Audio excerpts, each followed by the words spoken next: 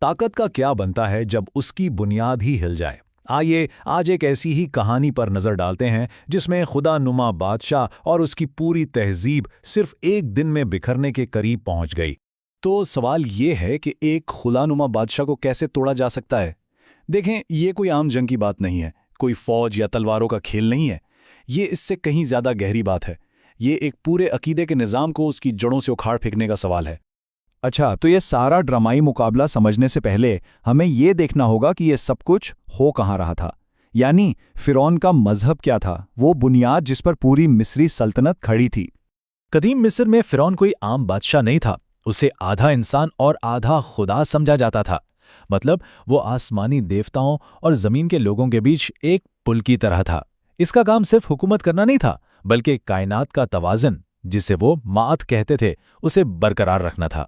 تو ان کا پورا ورلڈ ویو، ان کی سوچ ستاروں کے گرد گھومتی تھی۔ ان کے لیے ستارے زندہ دیوتا تھے، اور اس سارے نظام کے بیچ میں تھا فرعون، جس کی ذمہ داری تھی کہ وہ ان طاقتور دیوتاؤں کو مندروں اور قربانیوں کے ذریعے خوش رکھے، ورنہ ان کا ماننا تھا کہ پوری قوم پر کوئی بڑی آفت آ سکتی ہے۔ مگر ایک مسئلہ تھا، یہ جو خداؤں سے رابطہ تھا نا، اس پر ایک خاص گروپ کا کنٹرول تھا۔ عام لوگ دیوتاؤں سے سیدھی بات نہیں کر سکتے تھے۔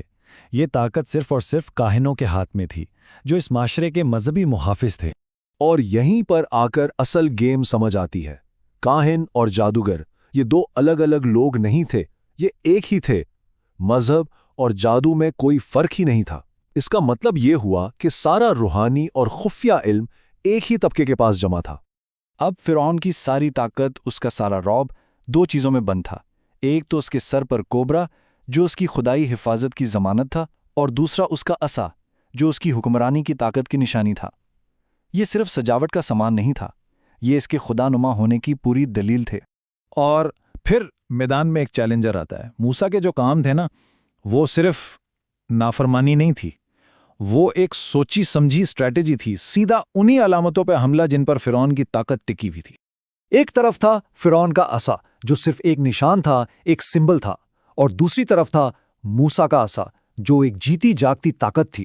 جب اس عصا نے فرعون کے جادوگروں کے سانپوں کو نگل لیا تو اس نے دربار میں موجود ہر شخص کے دماغ میں ایک خطرناک سوال ڈال دیا: اگر ہماری طاقت سب سے بڑی نہیں تو کیا ہمارا عقیدہ سچا ہے؟ ذرا فرق دیکھیں، فرعون کے ہیلمٹ پر جو سانپ تھا وہ ایک بے جان علامت تھی، ایک کہانی، جبکہ موسیٰ علیہ السلام کا عصا ایک زندہ سانس لیتے ہوئے سانپ میں بدل گیا، جس نے سب کے سامنے فرعون کی خدائی حفاظت کے دعوے کو کمزور کر دیا۔ اور سب سے حیران کن بات، اس میں مہینے یا سال نہیں لگے، چند منٹوں کے اندر ان علامتی حملوں نے اس پورے مذہبی نظام کی بنیادیں ہلا کے رکھ دیں جس پر فرعون کی صدیوں کی حکمرانی قائم تھی۔ تو جب فرعون نے دیکھا کہ بات بگڑ رہی ہے تو اس نے سوچا کہ اب اس قصے کو ہمیشہ کے لیے ختم کرنا ہے۔ یہ آخری مقابلہ تھا، موسیٰ بمقابلہ مصر کی پوری مذہبی لیڈرشپ۔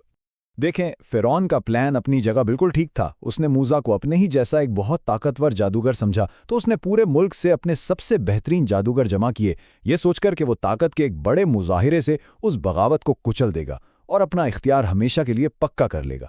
لیکن پھر جو ہوا وہ شاید فرعون نے اپنے بدترین خواب میں بھی نہیں سوچا ہوگا۔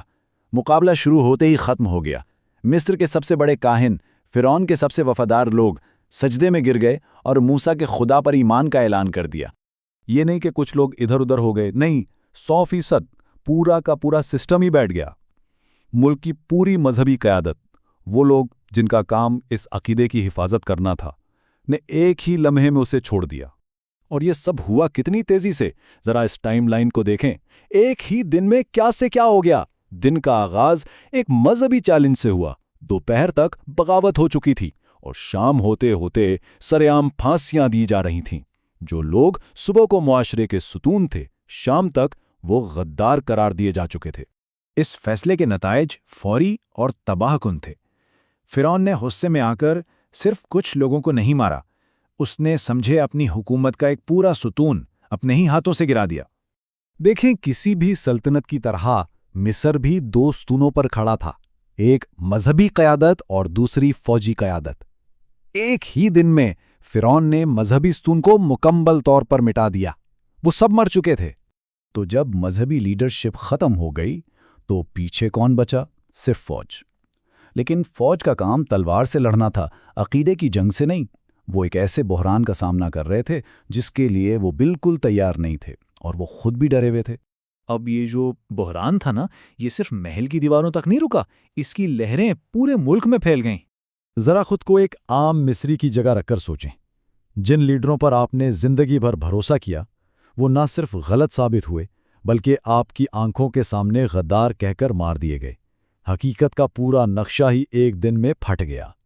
تو پورے ملک میں ایک ہی سوال تھا، ایک ہی خوف تھا کہ اب دیوتاؤں سے کون بات کرے گا، مندروں کی دیکھ بھال کون کرے گا، کیا آسمان اب ہم سب پر گرنے والا ہے؟ یہ صرف بے چینی نہیں تھی، یہ ایک مکمل قومی ایمانی بحران تھا۔ اور جب عوام گھبراتی ہے نا، تو فوج بھی سوچنے پر مجبور ہو جاتی ہے۔ فوجی قیادت نے دیکھا کہ لوگوں کا غصہ بڑھ رہا ہے اور صورتحال قابو سے باہر ہو رہی ہے۔ انہوں نے فوراً فرعون سے ایک ہنگامی میٹنگ مانگی۔ اور یہ ہمیں اپنے آخری سوال پر لاتا ہے۔ جب آپ کا خدا ہونے کا دعویٰ جھوٹا پڑ جائے، عوام آپ کے خلاف ہو، اور آپ کی آخری امید یعنی آپ کی فوج بھی ڈرنے لگے، تو پھر ایک خدا نما بادشاہ کے پاس آخری چال کیا بچتی ہے؟